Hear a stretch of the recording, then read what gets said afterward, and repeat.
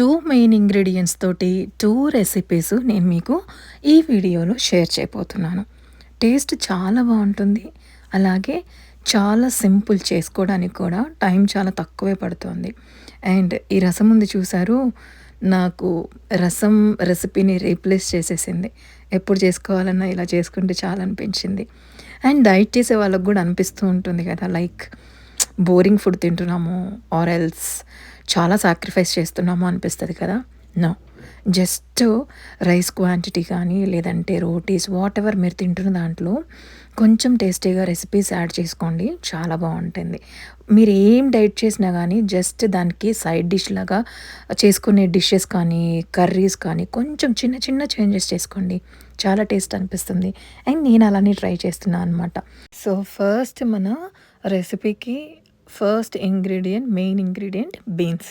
చక్కగా and cut చేసే process కూడా మనకి చాలా ఇంపార్టెంట్. అది చూసినప్పుడు తినాలి అనిపించాలన్నమాట. సో చక్కగా ఇలా చిన్న చిన్న పీసెస్గా కట్ చేసేసుకోండి. అండ్ దాని తర్వాత గ్రీన్ మూంగ్ దాల్ ఉంది కదా, పెసలు అంటాము, వాటిని ఓవర్ నైట్ సోక్ చేసి పెట్టుకున్నా పర్వాలేదు. ఆరెల్స్ టైం లేదు అనుకుంటే 3 to 4 అవర్స్ అయితే ఖచ్చితంగా నానబెట్టుకోండి.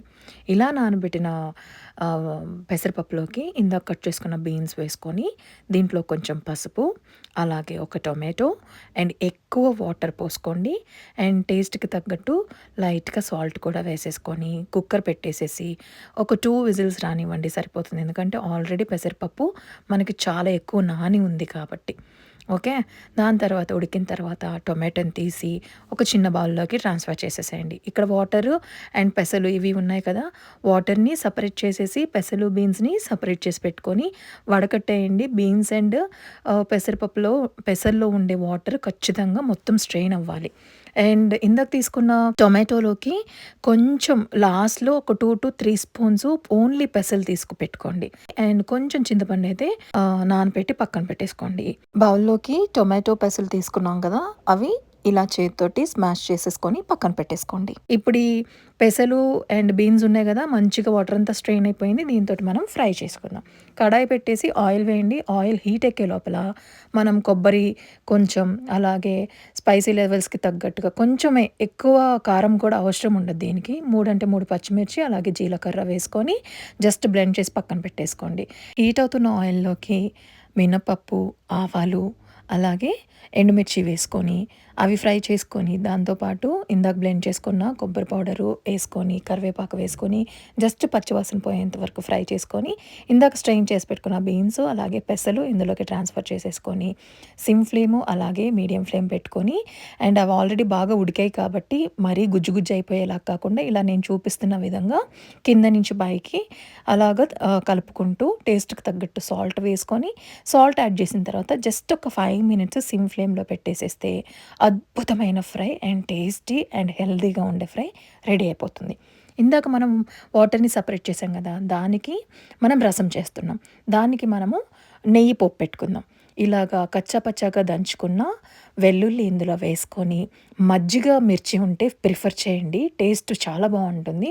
లేదు అంటే జస్ట్ ఎండుమిర్చి వేసేసుకోండి దాని ప్లేస్లో. దీంట్లోకి మనం ఆవాలు, జీలకర్ర అలాగే కొన్ని మెంతులు కూడా యాడ్ చేయండి. ఇవి ఫ్రై చేసుకున్న తర్వాత పచ్చిమిర్చి వేసుకోండి. అండ్ సన్నగా తరిగి పెట్టుకున్న ఆనియన్స్ కూడా ఇందులోకి వేసేసుకొని చక్కగా ఫ్రై చేసేసేయండి. కరివేపాకు వేసేసేయండి. ఇందులో కిందకు మనం సపరేట్ చేసి పెట్టుకున్న వాటర్ వేసేసుకున్న తర్వాత స్మాష్ చేసుకున్నాం కదా టొమాటో అండ్ పెసలు, అవి కూడా యాడ్ చేసుకొని మంచిగా ఇవి కొంచెం పొంగనివ్వండి. ఈ కొంచెం పొంగనిచ్చే లోపల మనము ఇందాక నానబెట్టుకున్న చింతపండు ఉంది కదా, ఆ చింతపండు గుజ్జు కూడా సపరేట్ చేసుకొని పులుపుకు తగ్గట్టు చింతపండు గుజ్జు కూడా ఇందులో వేసేసుకోండి. ముందు చేసుకున్న ఫ్రైలో కానీ అలాగే ఇప్పుడు చేస్తున్న రసంలో కానీ ఉప్పు అనేది లాస్ట్లోనే యాడ్ చేస్తున్నాను.